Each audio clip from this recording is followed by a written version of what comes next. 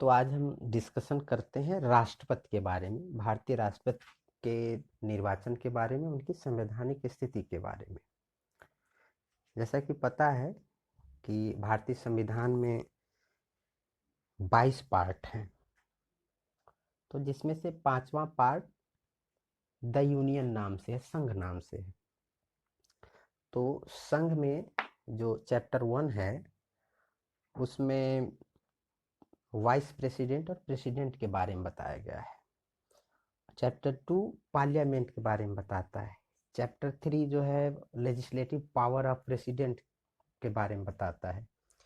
Chapter 4 union judiciary के बारे में, मतलब सुप्रीम कोर्ट के बारे में बताता है। और 5वां चैप्टर सीएजी के बारे में बताता है। तो ये तो सिंपल बातें थी। पार्ट 5 में टोटल 5 चैप्टर्स भी हैं। अब हम आते हैं मुख्य पॉइंट पर। जैसा आपको पता है कि भारत में संसदीय सरकार है, पार्लियामेंट्री फॉर्म ऑफ गवर्नमेंट है। तो संसदीय व्यवस्था में, भारत की संसदीय व्यवस्था में राष्ट्रपति जो है संवैधानिक अध्यक्ष है, मतलब सरकार का हेड कौन है? राष्ट्रपति है, ठीक है। लेकिन वास्तविक शक्ति अगर देखा जाए तो किसके पास है?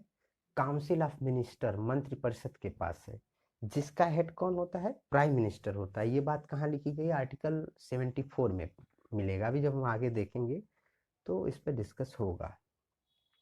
और जो काउंसिल ऑफ मिनिस्टर है वो लोकसभा के प्रति लाइबल है, उत्तरदायित्व, कलेक्टिव रिस्पॉन्सिबिलिटी, सामूहिक उत्तरदायित्व है उसका। अब वहीं अमेरिका में देखा जाए तो वहाँ अध्यक्षात्मक शासन व्यवस्था है, और वहाँ के अध्यक्षात्मक शासन व्यवस्था में ही प्रेसिडेंट ही ऑल इन ऑल है। वो किसी के प्रति उत्तरदायित्व नहीं है उसका। वही अपने मंत्रियों की नियुक्ति करता है, वही जो है उन्हें पदच्युत करता है, मतलब हटाता भी है। तो भारत में और अमेरिका में ये बेसिक अंतर है। अब आते हैं अपने संविधान पर।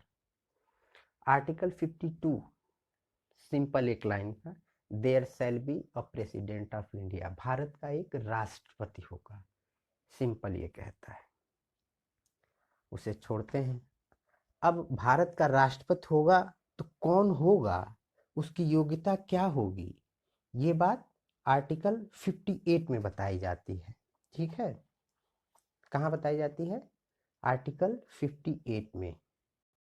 तो कुछ चीजें बहुत सिंपल है, जैसे वह भारत का नागरिक हो, ये तो सबको पता है, 35 वर्ष की आयु पूरी कर चुका हो। मिनिमम एज की बात की जाती है, लेकिन मैक्सिमम एज की बात नहीं की जाती है।